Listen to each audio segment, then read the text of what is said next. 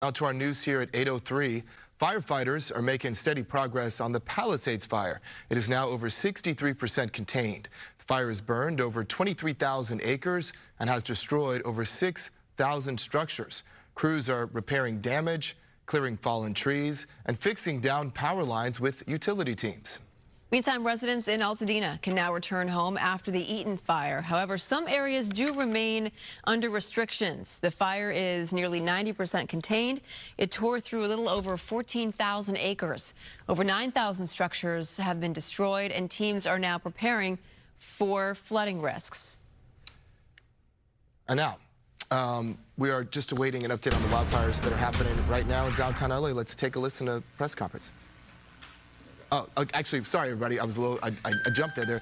We thought that they were set and ready to go, but they're not. So, of course, the past, several days we had daily press conferences. They went on a little pause, but Mayor Bass is going to be offering an update on the Southern California wildfires and the implications and rebuilding efforts and kind of what they're doing now. Yeah, not as robust of a presence out there at the press conferences like we saw, after the fires initially broke out with these daily news conferences. They said they would scale back a bit and only give updates like this when there was some significant news to share. We also do know that President Trump is set to tour both the Eaton and Palisades fire areas, the fire zones. Sometime later on this week, we're hearing as early as Friday that could be the case. And as you see Mayor Karen Bass approaching the podium, let's listen on in. Good morning, everyone. This morning, I am happy to say that the Palisades fire is 61% contained. These 2 weeks are of historic devastation, but also of historic efforts from our firefighters and from everyday Angelenos. Our city is eternally grateful, even as we continue to monitor for extreme weather through Thursday morning. While our firefighters work toward full containment and guard against flare-ups, we are moving full speed ahead on recovery and rebuilding because we must get people home and rebuild their neighborhoods in the most urgent way possible. Over the past 2 weeks, we have laid the groundwork to rebuild. Hundreds of people have been able to return to their properties within the burn area. Reentry is dictated by safety, of course, and first and foremost to make sure that the areas are safe from hazardous materials, from fire danger, from broken utilities and other hazards. We'll get you that information, and you can go to lacity.gov. I signed an executive order to expedite debris removal / regulations, preventing swift rebuilding and establishing a framework to secure additional regulatory relief and resources. Our Disaster Recovery Center at the former Westside Pavilion has assisted thousands of people impacted by the fires, and everything from financial assistance to replacing a left-behind ID, and it's open 7 days a week. And I just have to tell you, it is very inspiring to go to the Disaster Recovery Center and see Angelenos who come in distressed and walk away with very specific results and assistance. I've also extended the tax deadline for LA businesses. It was supposed to be due in February. We've extended it to April 14th. And our Chief Recovery Officer, Steven Soberoff, has launched intensive efforts for phase 1 of the recovery. But now we have to prepare for a potential change in weather with the possibility of rain this weekend. So today I'm issuing an executive order to shore up burn areas and stem the flow of toxic debris in the event of rain this weekend. This is to prevent additional damage to areas already ravished by fire and also to protect our watershed, beaches, and ocean from toxic runoff. The action plan I have directed our city public works bureaus to implement includes the installation of barriers, debris removal, and diverting runoff from our stormwater system and into our sewer system where it can be treated. And this is done in complete collaboration with our partners at the county. This firestorm left behind serious health and environmental impacts that hundreds of U.S. EPA personnel are assessing for removal. Later today, our newly appointed Chief Recovery Officer, Stephen Soberoff, and I will be in the Palisades with Council Member Tracy Park and former Mayor of New Orleans, Mitch Landrieu, who played a key role in rebuilding after Hurricane Katrina and has served as the federal infrastructure czar. He will be playing a key role in our rebuilding, I believe, locally as well as in the state. I'm making sure that this is an all-hands-on-deck recovery and rebuilding effort, drawing on the expertise of the private sector and leaders from across the country. Now, let me introduce Councilmember Tracy Park, who has been fighting fearlessly for her constituents in the Palisades. Councilwoman. Thank you, Madam Mayor. Good morning, everyone, and thank you all for being here. The Pacific Palisades fire left the obvious devastation that we can all see, but there are also invisible threats that we can't afford to ignore. The wildfire didn't just burn trees and brush. It ripped through homes, vehicles, electronics, plastics, chemicals, furniture, and countless everyday materials, creating a dangerous mix of toxins. The remnants of burnt-out electric vehicles, batteries, and electronics contain heavy metals and hazardous materials and chemicals that can leach into our soil and pose threats to public health and safety. I normally pray for rain. God knows we generally need it. But right now, let me point out the obvious. The burn scar of the Palisades fire not only sits feet from the ocean itself, but already on hillsides that are already prone to slide and which have already absorbed a tremendous amount of water from firefighting, broken pipes, and melted pools. Adding water to this mess and saturated, unstable hillsides is the last thing we need, but we already know at some point it's going to happen. And let me remind folks, burn scars don't absorb water at a normal rate. They simply add to the risk of floods, landslides, and debris flow. Contaminants don't just stay where they fall. When it rains, they flow into our gutters and storm drains, our creeks and waterways, and eventually our beaches and ocean. Council District 11, our city's coastal district, serves as the repository for the watershed of the entire region. We already see beach closures after storm events, and the impact of pollution absolutely devastates our marine wildlife. As the representative of LA's coastal district, I personally feel a profound responsibility to safeguard our city's most treasured and environmentally sensitive region. That's why last week, the City Council approved my motion instructing the Bureau of Engineering and LA Sanitation to create a comprehensive waste mitigation and slope stabilization plan. I appreciate the help from Governor Newsom and Mayor Bass to get the regulatory hurdles out of the way so we can speed up this critical work and prevent further environmental impacts to the extent humanly possible. Because we've never seen a burn scar in an urban area of this scope and magnitude, my motion also instructs the Bureau of Engineering's GIS and Mapping Division to create an online post-fire hazard map to identify homes and properties that are at increased risk of mudslides and debris flow.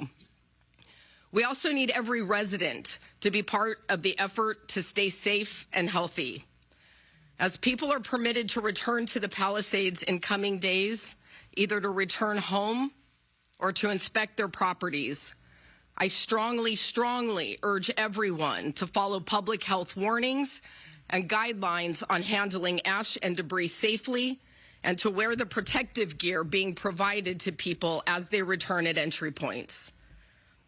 And I'll finish on this point with a message to my friends and residents of the Palisades, many of whom are increasingly frustrated with the delays and lack of clear timelines about when they can return. You've all at least seen the images. The devastation and loss are immense, and our beautiful Palisades neighborhood is virtually unrecognizable. The work needed just to make the roads drivable and the area safe enough to allow people to start coming back has been a massive undertaking. I want to thank the hundreds of workers who have been on the ground, clearing fallen trees, broken power lines, turning off broken gas and water pipes, and sweeping nails from the streets, because the last thing residents need right now is a flat tire on top of everything else they're going through. As we go through this traumatic experience together, I want to reassure Palisades residents that we will be with them every step of the way, and that we will do everything we can to contain the damage already done and protect the health and safety of our environment and our community. Thank you. Next, Chief Crowley. Good morning, everyone. Your LAFD has had a very busy 24 hours. There were 3 additional brush fires fueled by high winds and dry vegetation within the city. I am happy to report that all 3 fires were kept very small and involved Griffith Park, Granada Hills, and the Tujunga areas. Due to the robust deployment models that included 64 additional resources and quick, decisive actions by LAFD firefighters, no homes were damaged or destroyed, and no evacuation orders were issued. In addition to responding to these brush fires, there were 3,370 911 calls for service that required 642 ambulance transports. The wind event will begin to decrease in intensity this afternoon. However, a fire weather watch remains in effect Tuesday evening through Thursday evening with gusty Santa Ana winds and very low relative humidity. I'll now provide a brief update on the Palisades fire.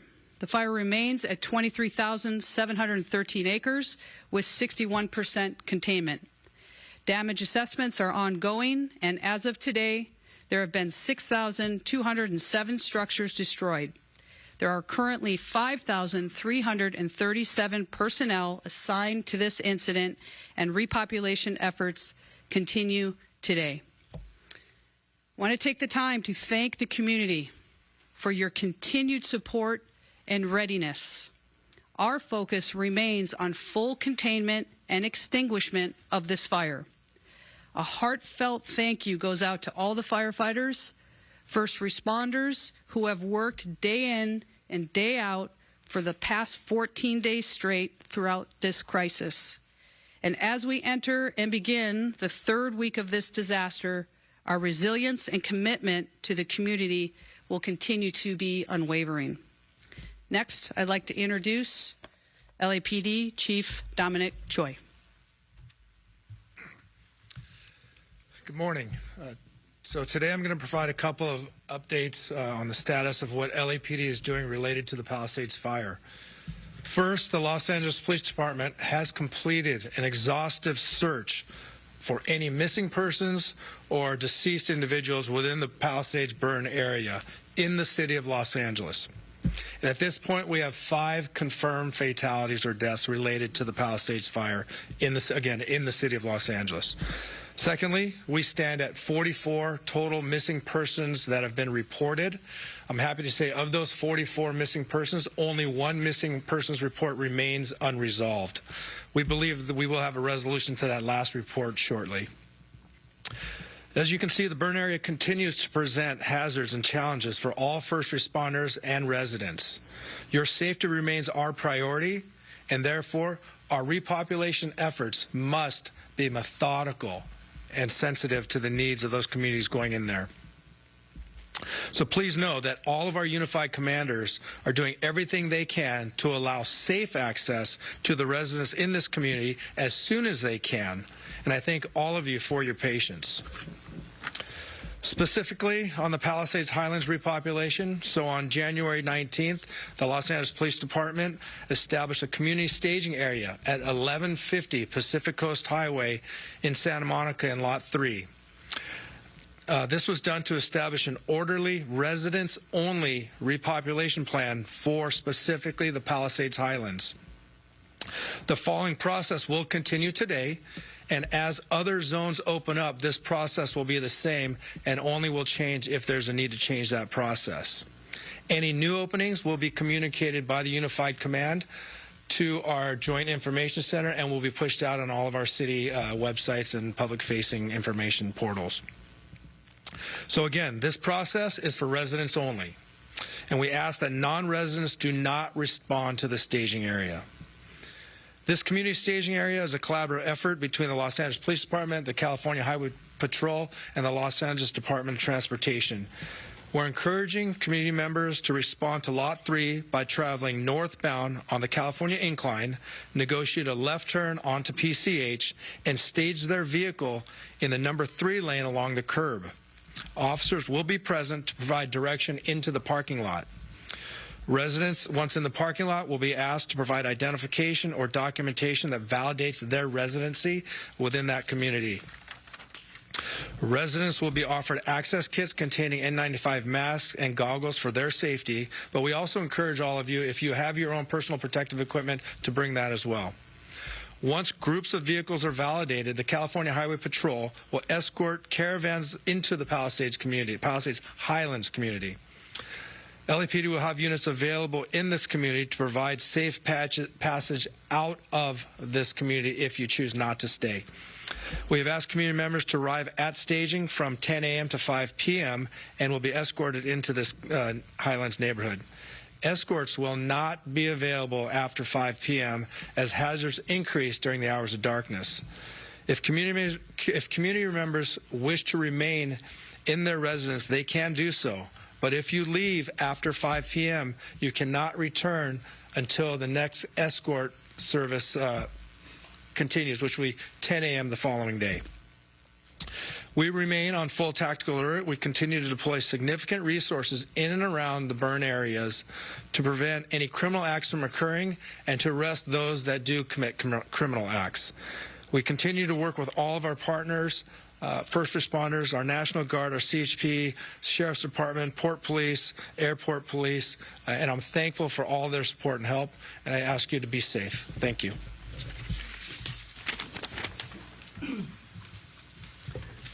Let me also acknowledge Keith Mose, the General Manager of the Bureau of Street Services, and Julie Allen, the Assistant GM of Sanitation Department.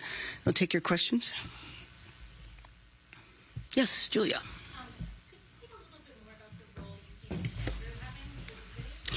Well, that's what we will be discussing today. So he's coming here. You know, I think at one of the prior press conferences, people asked me, had I heard from other mayors? And I definitely have, and they've wanted to come and offer their experience, their guidance, and their expertise. And Mitch is in that. So we'll be talking about that today. Other questions? Okay. Thank you. Thank you, everyone. All right. That was a pretty quick news conference. Yeah. Updating us on the fires, and now, of course, they're turning their attention toward what happens next, especially with possible rain in the forecast, and you know, some of the areas that have been impacted by the fires. You're talking mudslides. The ground is already saturated with water from fighting the fires, and then pool water on top of that. And those burn scar areas, as they refer to it, and Mayor Bass sharing that she's issued an executive order for those burn areas to shore up some of that toxic debris in preparation for the rain that is expected this weekend, and even saying that one of the things they're going to do is install barriers in the community. And we also know that, she's going to be going on a tour with an official from New Orleans who had experience in rebuilding New Orleans after Katrina. Yeah. So getting some advice on the future, what the future might hold for us here in Southern California. Because, I mean, that is a big thing. And I can imagine in a situation like this, as a leader, you would want to seek counsel from people who have led their communities through natural disasters of extraordinary magnitude. She also shared the Palisades fire 61% contained, and they've extended the tax deadline for LA businesses from February to April 14th. That should be helpful. Yeah.